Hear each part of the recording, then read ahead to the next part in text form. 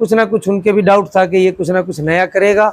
और बेशक से मैं चुनाव हारा, लेकिन मैं अपने पूरे सिरसा लोकसभा क्षेत्र की जनता का दिल जीतने में मैं कामयाब रहा। उनके मन से ये बात ज़रूर आई कि उम्मीदवार बहुत अच्छा है। मेरी कभी कहीं किसी ने कोई मेरे बारे में कोई भी गलत बात नहीं की और मुझे भरपूर आशीर्वाद मिला।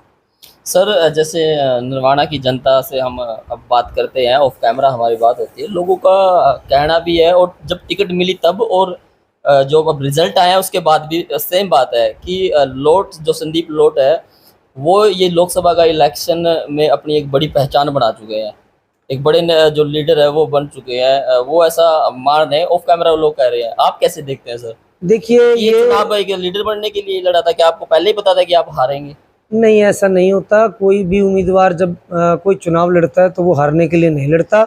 और मैं भी जब इस चुनाव मैदान में उतरा था तो मैं अपनी जीत को आश्वस्त होकर के मैंने ये चुनाव लड़ा, पूरी ताकत से लड़ा। और शायद मेरी मेहनत आप सोशल मीडिया के प्लेटफॉर्म के माध्यम से सभी ने देखा और सभी ने अप्रिशिएट भी किया मुझे कि भाई आपने जो चुनाव लड़ा पूरी ताकत के साथ लड़ा है और ईमानदारी से मैंने चुनाव लड़ा। मैं हारने के लिए नहीं, मैं जीतने के लिए चुनाव मैदान में था। हाँ बिल्कुल, मैं पूरी पॉजिटिव वे से मैंने अपना चुनाव लड़ा। हार जीत चुनाव का देखो एक हिस्सा है कि अगर 2 या 4 उम्मीदवार लड़ते हैं तो जीतना तो किसी एक नहीं होता है।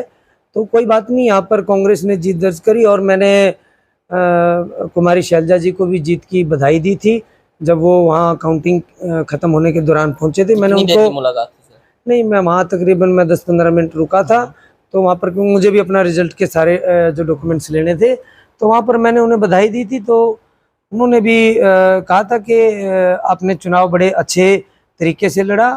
और देखिए जब आप इतना बड़ा चुनाव लड़ते हैं तो कहीं ना कहीं पहचान तो बनती है और मैं अपने आप को सौभाग्यशाली मानता हूँ कि सिरसा लोकसभा क्षेत्र के साथ लगते हिसार लोकसभा और कुरुक्षेत्र लोकसभा सब जगह ये चर्चा ज़रूर थी कि रिजल्ट चाहे जो भी रहे, लेकिन संदीप लोट कितने वोट लेकर के परिणामों में कितने वोट लेगा, ये सभी जगह एक चर्चा का विषय जरूर रहा।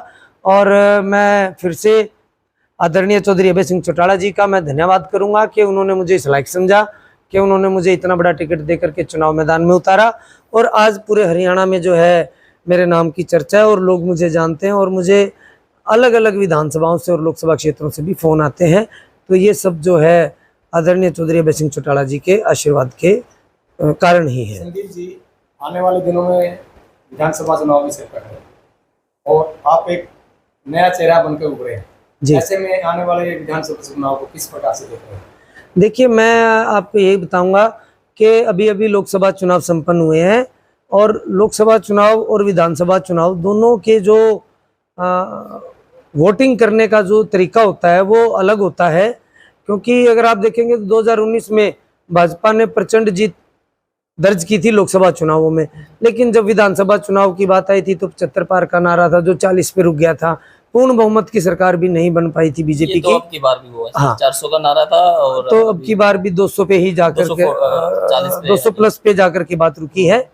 तो अब की बार जो मेरा मानना है कि विधानसभा चुनाव जो होंगे उसमें निश्चय ही इंडियन नेशनल लोकदल पार्टी बहुत अच्छा अपना ग्राफ रेज करेगी और कम से कम भी 25 सीटों के ऊपर जीत दर्ज करेगी। और सिरसा लोकसभा के 9 की 9 सीटों में भी मैं ज़्यादा नहीं कहूँगा तो कम से कम भी 7 से 8 सीटों पर हम जीत दर्ज करने का काम करेंगे। सर जैसे लोगों नरवाना की विधानसभा हो या फिर टोहाना की हो, हमने कवरेज भी करी है, आपकी कंपेनिंग की है। देखो मैंने स्पेशल कंपेनिंग की थी, आपकी जो टीम थी। लोग ये कह रहे थे कि जो ये इलेक्शन का जो मूड बना हुआ है जनता का, ये नहीं है कि कांग्रेस को वो जो चाहते हैं, लेकिन एक अल्टर बीजेपी को हराना था, अल्टर वो जो कांग्रेस को मान रहे थे। तो कुछ वोटर से हमने बात की तो उनका भी कहना था विधानसभा में हमारा जो कुछ और काम होगा, कुछ हमारी और थिंकिंग होंगी, लेकिन इसमें हमने जो अल्टर माना हुआ है वो कांग्रेस को माना हुआ है। इस वजह से भी जो आपको आने वाला वोट है वो उधर भी डाइवर्ट हो गया, ऐसा आप मानते हो? लेकिन हमने जनता से पूछा, जनता बता रही है। देखिए मैं आपको बताऊंगा कि जनता का मूड है, जनता का अपना मन था कि किसे वोट दे।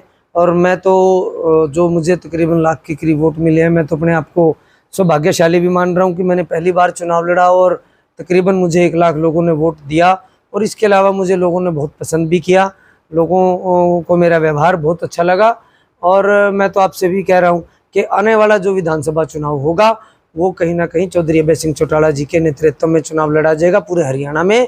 और आदरणीय चौधरी अभय सिंह चौटाला जी को मुख्यमंत्री बनाने को लेकर के अगला जो विधानसभा चुनाव होगा आप देखना बिल्कुल परिस्थितियां चेंज होंगी और चौधरी अभय सिंह चौटाला जी के हक में ये बातें जाएंगी, क्योंकि लोग, मैं मिला सभी से और किसान वर्ग भी कहीं ना कहीं ये बात जरूर मान रहा है कि जो चौधरी अभय सिंह चौटाला जी ने अपनी 1 सीट का भी त्याग करने का जो काम किया था वो किसी ने नहीं किया। तो मुझे पूर्ण विश्वास है कि आने वाले विधानसभा चुनाव में इंडियन नेशनल लोकदल पार्टी बहुत ही बड़े पैमाने पर उभर करके आएगी और आदरणीय चौधरी अभय सिंह चौटाला जी बहुत बड़े किंग मेकर होंगे और निश्चय ही वो आने वाले विधानसभा चुनावों में बड़ी जीत दर्ज करके भावी मुख्यमंत्री हैं और वो मुख्यमंत्री बनेंगे भी। सरसा लोकसभा से पहली बार आपको टिकट मिला है जी। लोगों ने आपको सराखों में बिठाया जी, लगभग 1 लाख के करीब आपको वोट मिला। ऐसे में आप सरसा के लोकसभा के लोगों को क्या कहना चाहते हैं?